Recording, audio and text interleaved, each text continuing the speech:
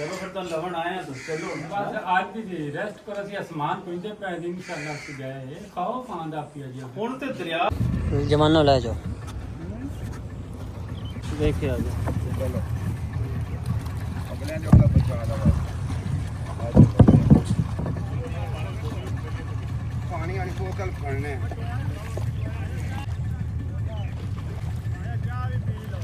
वाह जी वाह ਇਹ ਜੇ ਇਨਸਾਨੀਅਤ ਇਹ ਜੇ ਪੰਜਾਬੀਅਤ ਉਹ ਖਾਣਾ ਲੈ ਕੇ ਆਏ ਆ ਉਹਨਾਂ ਵਾਸਤੇ ਤੇ ਉਹ ਕਹਿ ਰਹੇ ਨੇ ਕਿ ਤੁਸੀਂ ਚਾਹ ਪੀ ਲਓ ਆਪ ਡੁੱਬੇ ਹੋਏ ਨੇ ਲੇਕਿਨ ਸਾਨੂੰ ਕਹਿ ਰਹੇ ਨੇ ਕਿ ਚਾਹ ਪੀ ਲਓ ਵਾਹ ਵਾਹ ਇਹ ਜੇ ਇਨਸਾਨੀਅਤ ਤੇ ਇਹੀ ਜੇ ਪੰਜਾਬੀਅਤ ਜਿੰਦੇ ਰਹੋ ਜੀ ਜਿੰਦੇ ਰਹੋ ਤੁਸੀਂ ਦੱਸੋ ਆ ਤੁਸੀਂ ਲੈ ਲਓ ਖਾਣਾ ਵੀ ਲੈ ਲਓ अगा उतर चलो बच गए ने ਹਾਂ बोतल एक सदाओ ठंडे पानी दी ਜੁੱਤੀ ਲਾ ਨਾ ਦੇਵਾਂ ला छोड़ो ਹਾਂ ਜੁੱਤੀ ਦੇ ਨਾਲ ਨਹੀਂ ਗਿਆ पर छान लो ਇਹ ਦੋ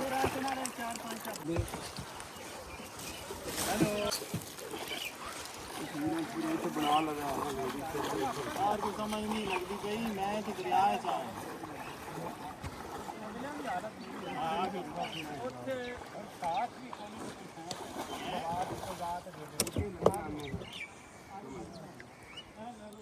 ਹਾਂਜੀ ਇਹ ਕੁਝ ਜਿਹੜੀਆਂ ਵਿੱਚ ਬਸਤੀਆਂ ਹਨ ਉੱਚੇ ਟਿੱਬਿਆਂ ਤੇ ਬਚਾਈਆਂ ਹੋਈਆਂ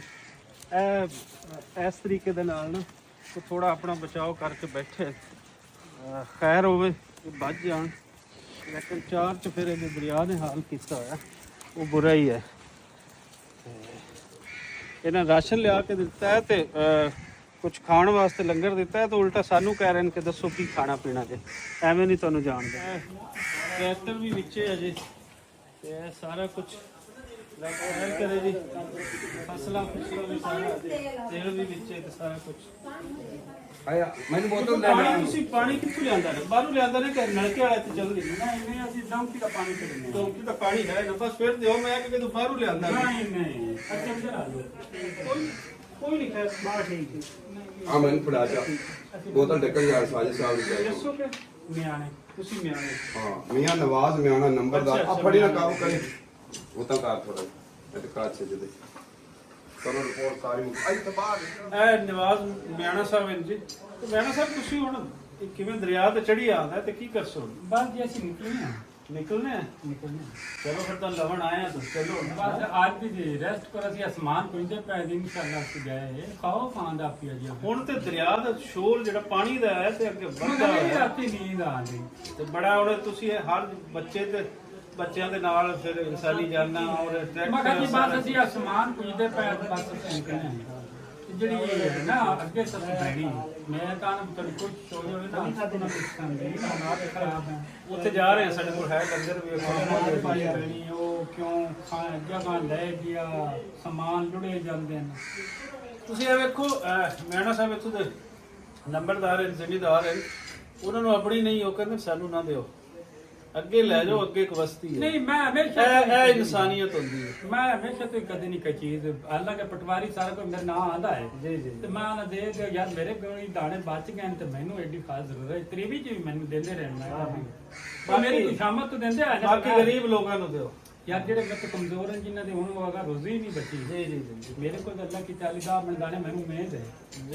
ਜਿੰਦੇ ਰਹੋ ਮੈਣਾ ਸਾਹਿਬ ਇਹ ਜੇ ਸੱਚੀ ਇਨਸਾਨ ਮੈਨੂੰ ਮਿਹਨਤ ਹੈ ਕਿ ਮੈਂ ਇਹਦੀ ਰੋਜ਼ੀ ਪਈ ਹੈ ਜੀ ਜੀ ਨਾ ਉਹਦੇ ਤੇ ਮੇਰਾ ਭਾਈ ਬੈਠਾ ਸ਼ਾਇਦ ਮੈਨੂੰ ਕੋਈ ਟੈਨਸ਼ਨ ਨਹੀਂ ਵਾਹ ਵਾਹ ਇੱਥੇ ਲੋਕ ਨਾ ਮਰਦੇ ਨੇ ਬਈ ਮੈਨੂੰ ਹੀ ਆਇਆ ਮੇਰਾ ਪਿਛਲੇ ਆਟਾ ਆਂਦਾ ਰਿਹਾ ਤ੍ਰੇਵੀ ਚ ਵੀ ਆਟਾ ਆਇਆ ਜੀ। ਮੈਂ ਕਿਹਾ ਕਿਸੇ ਗਰੀਬ ਨੂੰ ਦੇ ਦਿਓ ਮੈਨੂੰ ਨਹੀਂ ਚਾਹੀਦਾ ਕਿਉਂ ਮੈਂ ਕਿਹਾ ਮੇਰੀ ਅੱਛੀ ਮਨ ਕਣਕ ਬਚੀ ਸਹੀ ਹੈ ਅੱਲਾ ਨਹੀਂ ਮਿਲਦਾ ਪਿਆ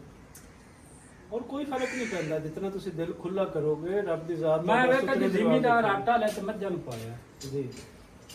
ਦੋ ਦੋ ਮੁਰੱਬਿਆਂ ਦੇ ਮਾਲਕ ਨੇ ਆਟਾ ਲੈ ਤੇ ਮੱਝਾਂ ਨੂੰ ਪਾਇਆ ਦਿਲ ਛੋਟੇ ਨੇ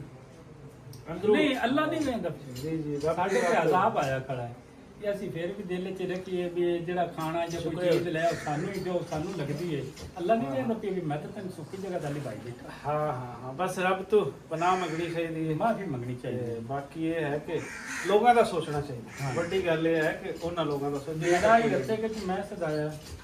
ਕਬੀਲੀਆ ਸਜਣਾ ਵਾਸਤੇ ਜੀ ਸਮਾਨ ਹੀ ਉਹਨਾਂ ਮੇਰਾ ਲੈ ਜਾਣਾ ਇਹ ਉਹਨਾਂ ਕਹਿੰਦਾ ਵੀ ਸਾਡੇ ਟਰੈਕਟਰ ਦਰਿਆ ਡਿੱਗਦੇ ਪਿਆ ਉਹ ਮੇਰੀ ਹਰਸ਼ਾ ਇੱਥੇ ਆਓ ਵੇਖੋ ਮਫੂਜ਼ ਪਈ ਹੈ ਕੰਨੀ ਪਈ ਹੈ ਮੈਂ ਕਿਹਾ ਮੈਨੂੰ ਰਾਣ ਦਿਓ, ਮੈਂ ਅੱਜ ਤਕੜਾ ਬੈਠਾ। ਤੁਸੀਂ ਉਹਨਾਂ ਦੇ ਟਰੈਕਟਰ 20-30 ਲੱਖ ਦਾ ਟਰੈਕਟਰ ਅਗਰ ਬਚਦਾ ਹੈ ਨਾ ਤੇ ਮੈਂ 2 ਦਿਨ ਬਾਅਦ ਜਾਣਾ ਵੀ ਮੇਰੇ ਕੋਲ ਕੱਚੀ ਗਈ ਵਾਹ ਵਾਹ ਸਦਾਏ ਵੀ ਮੈਂ ਸੁਣ ਰਹੇ ਹੋ, ਇਹੀ ਗੱਲਾਂ ਹੁੰਦੀਆਂ ਨਹੀਂ ਪੁੱਛ ਲਗਾ ਵੱਡੇ ਇਨਸਾਨਾਂ ਦੀਆਂ। ਹਾਂ ਮੈਂ ਸਦਾਈ ਮੈਂ ਇਹੀ ਗੱਲਾਂ। ਨਾ, ਨਾ, ਕਦੇ ਔਰ ਨਹੀਂ। ਅਸੀਂ ਜਿਹੜਾ ਆਖਦੇ ਆ ਨਾ ਕਿ ਯਾਰ ਬੰਦਾ ਰਹੇ ਹੀ ਕੋਈ ਨਹੀਂ, ਬੰਦੇ ਹੈ ਨਾ ਤੇ ਲੱਭ ਵੀ ਜਾਂਦੇ ਨੇ ਜਦੋਂ ਤੁਸੀਂ ਕੁਝ ਲਿਖੋਗੇ। ਇਹ ਅੱਲਾ ਬਸ ਜਿਹੜਾ ਹੈ ਨਾ ਹਰ ਕਿਸੇ ਨਾਲ ਦੇ ਮਾਨ ਵਿੱਚ ਰੱਖੇ ਰੱਬ ਤੋਂ ਮਾਨ ਨਹੀਂ ਹਿਫਾਜ਼ਤ ਖਰਾਬਣਾ ਕਰੇ। ਚਾਹੀਦਾ ਮੈਂ ਹੁਣ ਸਭ ਤੁਸੀਂ ਰੱਬ ਮੈਨੂੰ ਤੋਂ 5000 ਰੁਪਇਆ ਦੇ ਦੱਸੋ ਤੇ ਜੇ ਮੈਨੂੰ ਤਾਂ ਲੱਗਦਾ ਹੀ ਨਹੀਂ ਅੱਲਾ ਨਹੀਂ ਵੇਂਦਾ ਵੀ ਤੂੰ ਮਾੜੇ ਬੰਦੇ ਦਾ ਹੱਕ ਲੈ ਤੇ ਤੂੰ ਕਿਵੇਂ ਕਰਦਾ ਮੈਂ ਤੇਰਾ ਕਿਧਰੋਂ ਨੂੰ ਕਿਧਰ ਕੱਢ ਦੇ ਵਾਹ ਵਾਹ ਇਹ ਮੇਰੇ ਦੇਨ ਚ ਮੇਰਾ ਆਦਾ ਈਮਾਨ ਹੈ ਮੈਂ ਤੇਰੇ ਨਾਲ 100 ਦੀ ਵੀ ਕੀਤੀ ਹੈ ਨਾ ਉਹ ਮੇਰੇ ਕੋਲ ਨਹੀਂ ਮੈਂ ਕਰਾਂਗੀ ਜੀ ਆ ਜਿਹੜਾ ਹੱਕਦਾਰ ਹੈ ਉਹਨੂੰ ਚੀਜ਼ਾਂ ਹੁਣ ਜਿਹੜਾ ਹੱਕਦਾਰ ਹੈ ਹੁਣ ਅਗਲੇ ਮੁਫਤ ਵਾਲੀ ਬਹਿਣੀ ਬਾਵੇਂ ਵਿੱਚ ਤਕੜੇ ਹੋਸੇ ਨੇ 12 ਲੱਖ ਉਹਨਾਂ ਦੀ ਸ਼ੈਂਕਾ ਨਹੀਂ ਰਹੇਗੀ जी खत्म हो गया ਆਪਸ ਵਿੱਚ ਮਨਸ਼ਾ ਸਭ ਉੱਥੇ ਜਾ ਰਹੇ जी बिल्कुल ਉਹ ਕੀ ਲੈ ਜਾ जी जी इंशाल्लाह ਖਾਣੇ ਤੂੰ ਸਾਰੇ ਦਿੰਦੇ ਨਹੀਂ जी बिल्कुल ਕਿਉਂ जाऊंगा ਨਾ ਉੱਥੇ ਔਰਤ ਹੈ ਨਾ ਕੋਈ ਜਗ੍ਹਾ ਬੈਠ ਤੇ ਪਕਾਵਾਂ ਨਾ ਇਹ ਖਾਣੇ ਤੂੰ इंशाल्लाह साहब ਚਲਿਏ खाना ਫਿਰ ਆਪਾਂ पहुंचाऊंगा ਉੱਥੇ ਲੰਗਰ ਵੀ ਜੀ ਜਾ ਰਹੇ ਰਾਸ਼ਨ ਜਾਓ ਜੀ, ਜਾਓ, ਚਲਿਏ ਸਰ बिल्कुल। ਚਲੋ ਰੱਬ ਤੁਹਾਡੀ ਮਦਦ ਕਰੇ। ਠੀਕ बस